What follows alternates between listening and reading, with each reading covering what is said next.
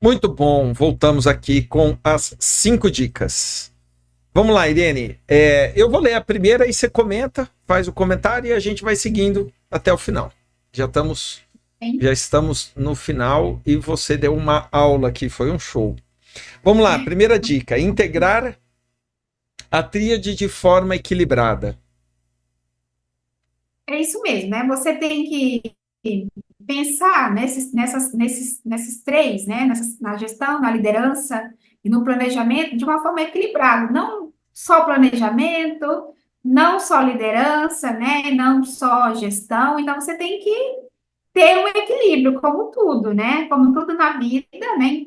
Você precisa de equilíbrio. Então, dentro da empresa, o que você vai estar implantando também precisa estar ali de forma equilibrada. Então, esses três elementos, eles também precisam estar ali integrados de uma maneira equilibrada, sem excessos, né? Assim, ou uma tendência de um lado.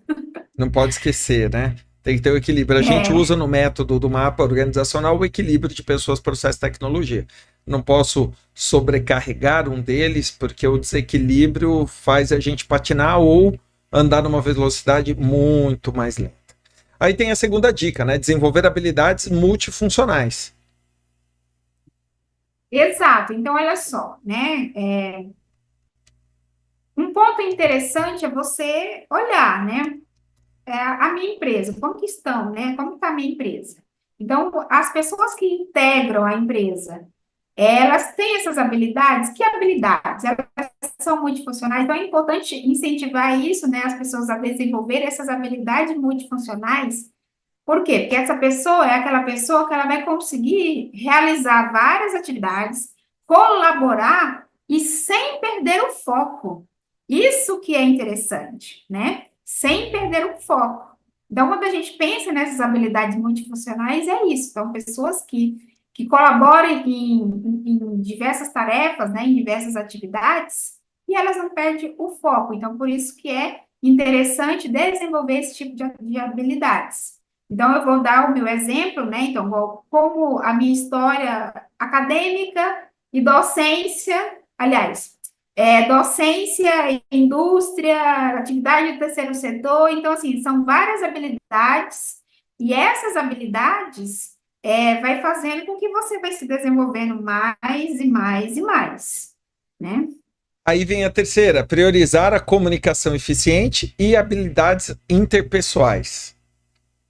Exato. Então, a empresa, né, por a comunicação ser um dos grandes problemas, né, dentro das empresas, é isso, né? Vocês bater nessa tecla, né, da comunicação eficiente, principalmente da comunicação com os membros, tanto internos, né, como seus clientes internos, quanto seus clientes externos, né, porque essa questão também de comunicação entre setores, né, é um ponto importante. Então, por isso que a gente precisa priorizar, porque se eu estou num setor e eu não me comunico bem com o outro, a minha comunicação não está eficiente. Então, uma falha nessa comunicação interna pode gerar um problema grave.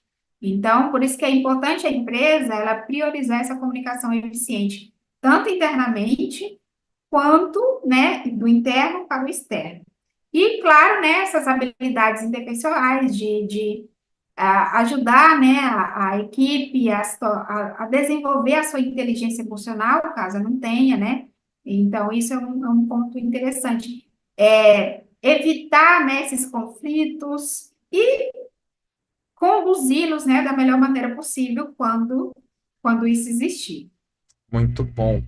Quarta dica: formatar o aprendizado contínuo. Fomentar o aprendizado contínuo. Como eu comentei anteriormente do Kaizen, né? O que significa Kaizen, né? Significa mudar, né? Sempre. Então, ou seja, uma mudança contínua, um aprendizado contínuo. Então, as empresas, elas precisam fomentar isso, o aprendizado contínuo das pessoas, né, principalmente. Por quê? Porque elas estão envolvidas com os processos. Então, essa melhoria, ela tem que ser contínua, das pessoas, dos processos e do ambiente, até mesmo do ambiente. É isso mesmo. E aí a cultura vai junto, né? Porque você tem que fomentar E um a cultura aprendizado vai para que a junto. cultura seja continuamente transformada. Exato. E aí a É, última. porque, por exemplo, se você olhar o ciclo, né, do PDCA, ok, fiz tudo, errei. Ah, não atingi o objetivo, então eu vou voltar. Só que não adianta eu voltar sem eu ter analisado, sem eu ter tido um aprendizado, É, né, para que eu possa rodar o ciclo novamente, já com esse aprendizado, para poder minimizar o erro. é isso aí. E por fim, seja organizado, disciplinado e resiliente.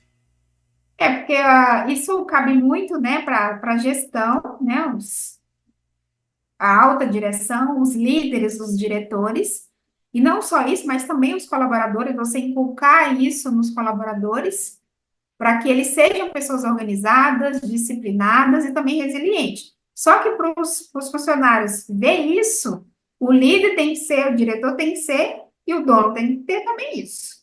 Não adianta eu querer cobrar do colaborador, do funcionário, que ele mantenha organizado, que mantenha disciplina nos processos, que ele seja uma pessoa que consiga ser resistente à mudança de algo dentro da empresa, se o próprio dono da empresa não é assim.